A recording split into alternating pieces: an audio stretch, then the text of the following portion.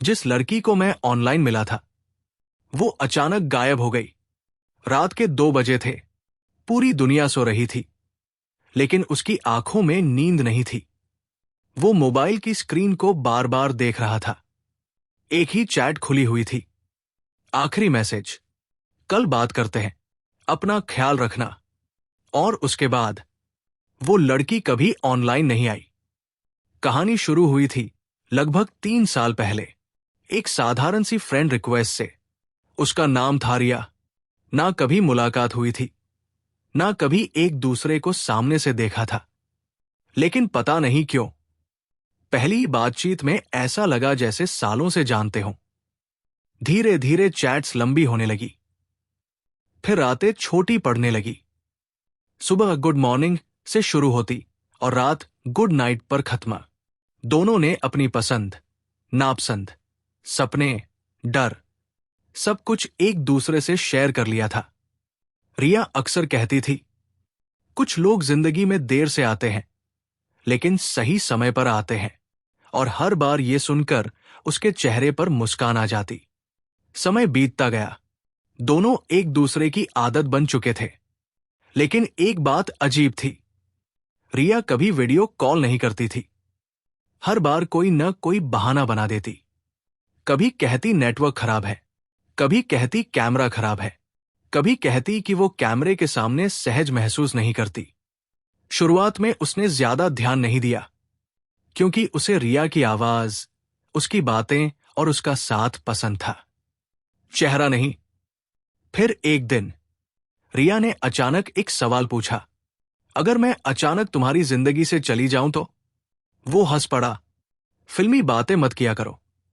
लेकिन उस दिन पहली बार रिया की तरफ से कोई हंसी नहीं आई। कुछ सेकंड की खामोशी रही। फिर उसने कहा, बस ऐसे ही पूछ रही थी। उस रात के बाद रिया थोड़ी बदल गई। पहले जितनी खुश रहती थी, अब उतनी नहीं। उसकी बातों में एक अजीब सी उदासी आ गई थी। लेकिन जब भी वो पूछता, वो मुस्कुराकर बात टाल देती। और फिर एक रात रिया का मैसेज आया, तुम बहुत अच्छे इंसान हो, कभी खुद को मत बदलना। उसने जवाब दिया, अरे क्या हुआ? लेकिन उस मैसेज का जवाब कभी नहीं आया। अगले दिन रिया ऑफलाइन थी। एक दिन, 2 दिन, 1 हफ्ता, 1 महीना, फिर कई महीने।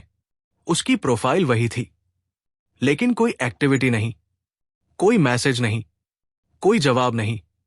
शुरुआत में उसे लगा शायद फोन खो गया होगा, फिर लगा शायद नाराज होगी। लेकिन धीरे धीरे एक बात समझ आने लगी, रिया शायद अब कभी वापस नहीं आएगी। समय बीतता गया, कॉलेज खत्म हुआ, नौकरी लग गई, जिंदगी आगे बढ़ती रही। लेकिन कुछ सवाल ऐसे थे जो हमेशा अधूरे रह गए। रिया कौन थी? वो अचानक गई कहाँ? और आखिर उसने आखिरी दिन वो बातें क्यों कही थी? लगभग 5 साल बाद एक शाम वो पुराने ईमेल साफ कर रहा था। तभी एक अनजान ईमेल दिखाई दिया। सब्जेक्ट में सिर्फ एक नाम लिखा था, रिया। उसका दिल तेजी से धड़कने लगा। कांपते हाथों से उसने मेल खोला।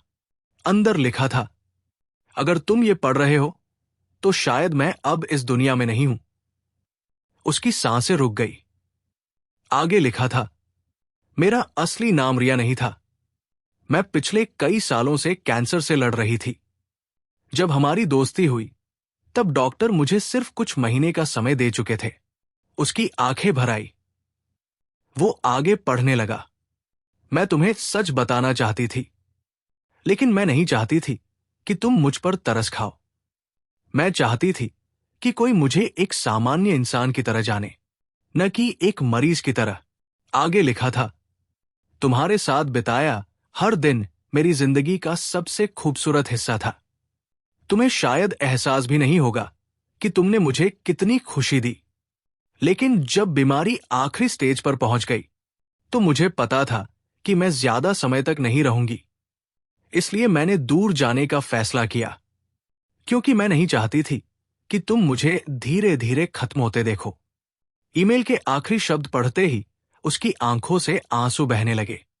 अगर कभी मेरी याद आए तो मुझे उस लड़की की तरह याद करना जो तुम्हारी हर बात पर हंसती थी, उस मरीज की तरह नहीं जो अस्पताल के बिस्तर पर हार गई।